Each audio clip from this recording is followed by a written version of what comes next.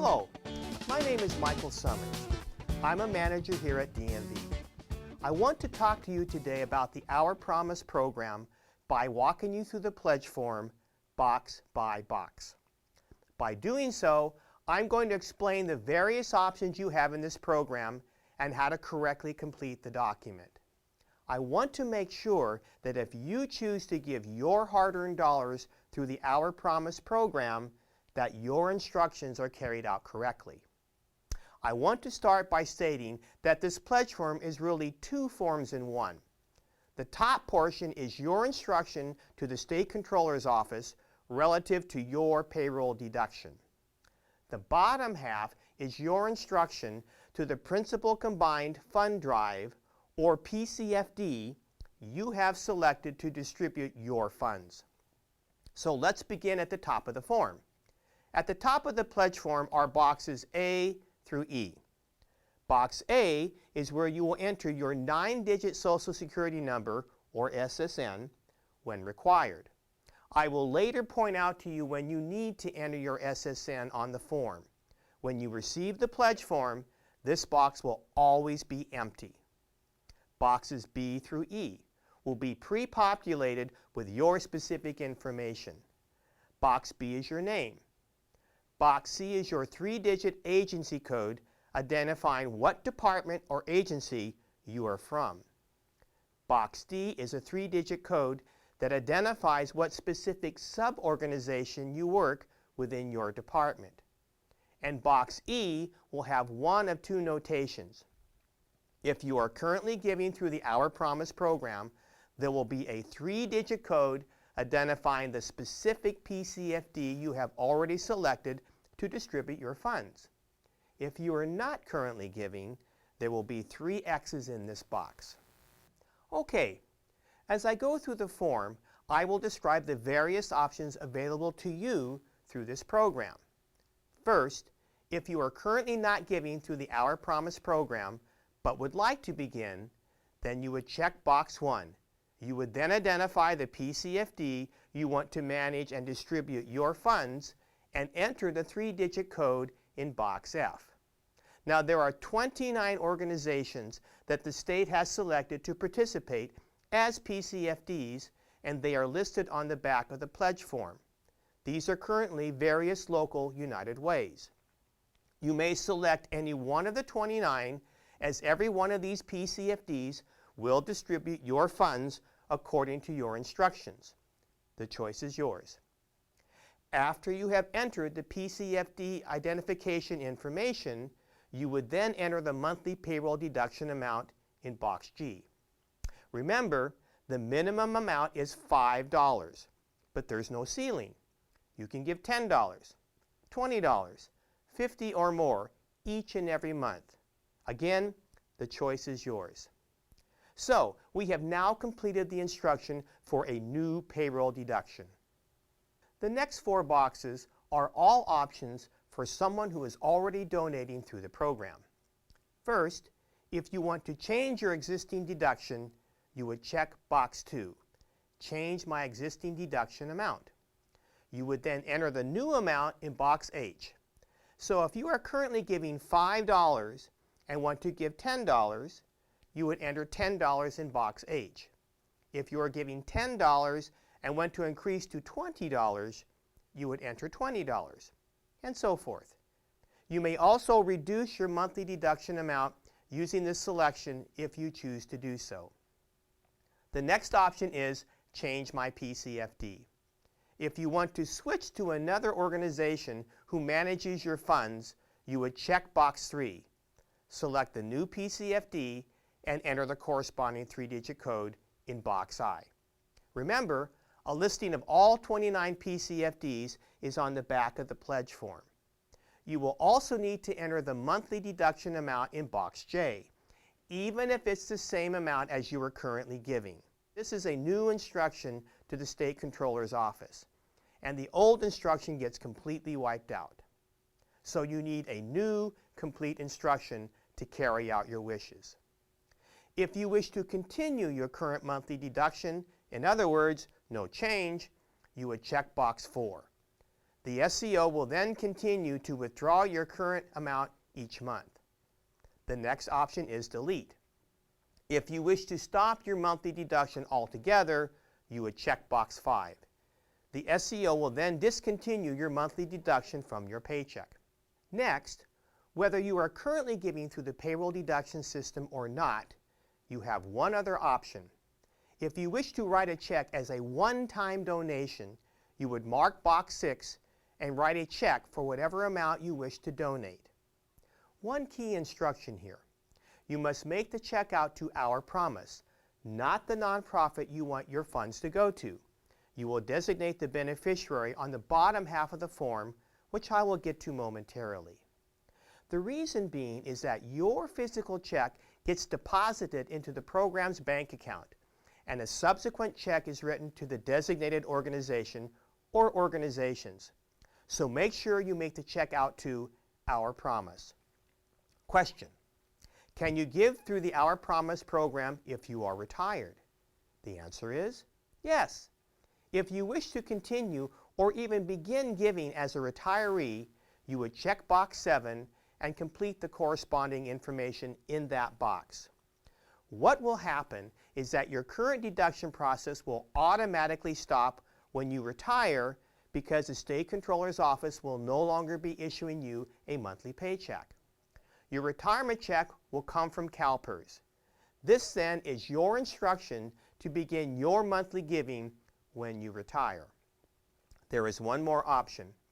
If you are currently not giving through this program and do not wish to begin giving, then you would check box 8, decline. In other words, no deduction will be made from your paycheck. These then are your various options under the Our Promise program. But before we leave this portion of the pledge form, I promised you that I would give you some critical information relative as to when you need to record your SSN in box A. If you have checked box 1, 2, 3, 5, or box 7, you must enter your 9-digit SSN in box A. Let me repeat this. You must enter your 9-digit SSN in box A if you have checked any one of the following boxes: 1, 2, 3, 5, or box 7.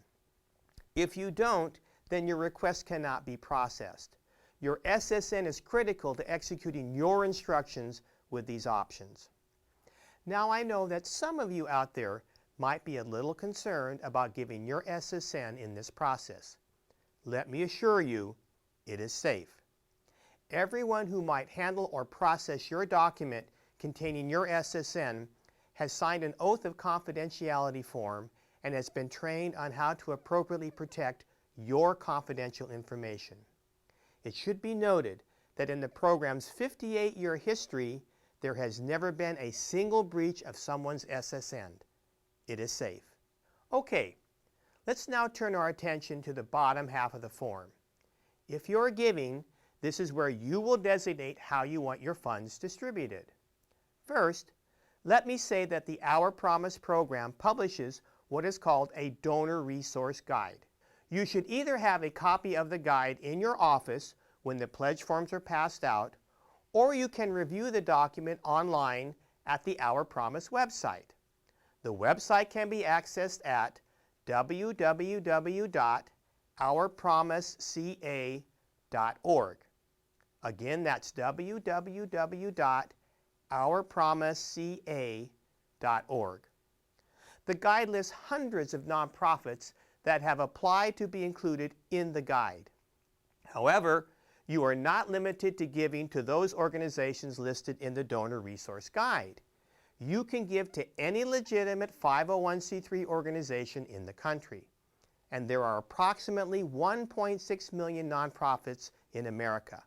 So you have lots of choices. So let's turn back to the form.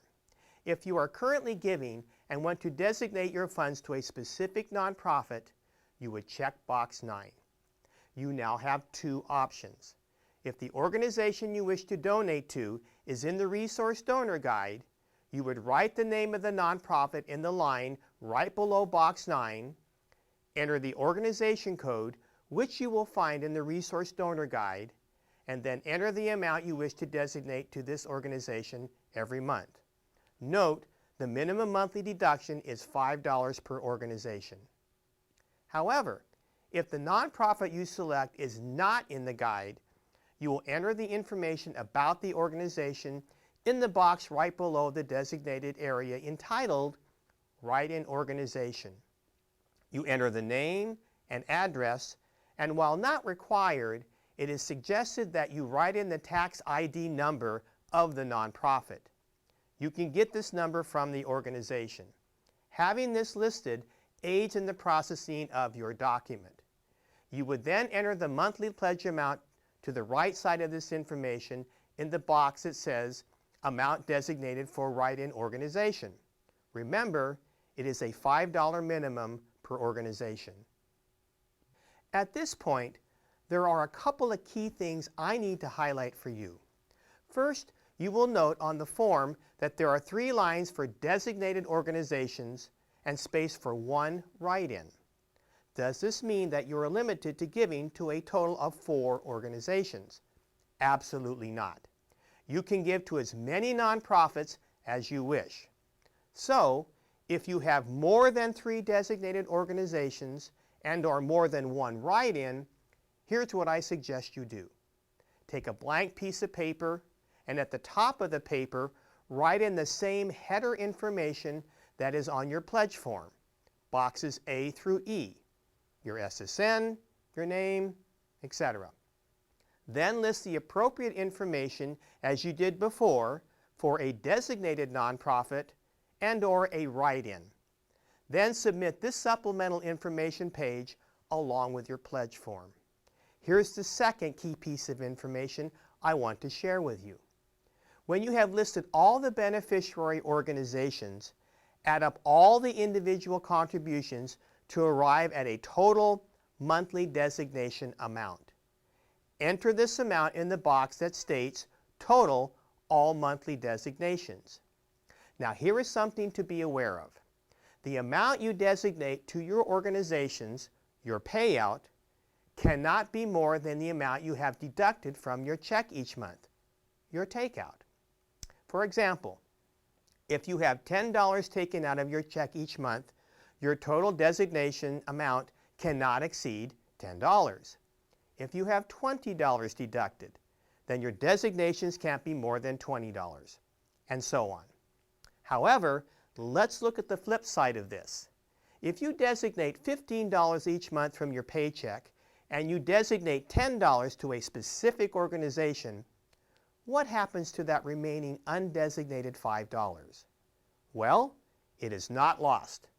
It will go to the PCFD that you have selected to distribute your funds. They will use it to support programs for their local community. I share this with you to make sure that you understand all of your options and that your wishes are carried out correctly. Okay, let's return to the form. We are now at box 10. If you want the nonprofits to which you are giving to know this, then you would check box 10 and fill in the corresponding information, your name, address, etc. They will then be informed of your giving. However, be aware that even if you check this box and give the information, this does not guarantee that you will receive acknowledgement from your designated organizations. Nonprofits make balancing decisions on how they spend their critical funds. That is, thank you letters versus delivering more services. But they will be informed of your contributions. If, however, you wish to remain anonymous and not have the nonprofits informed of your giving, then you would check box 11. You have now been given all the pertinent information about your Our Promise pledge form. But there is one final critical step, box 12. Here you must sign and date the form. Your signature legally authorizes the State Controller's Office and/or the designated PCFD to carry out your instructions.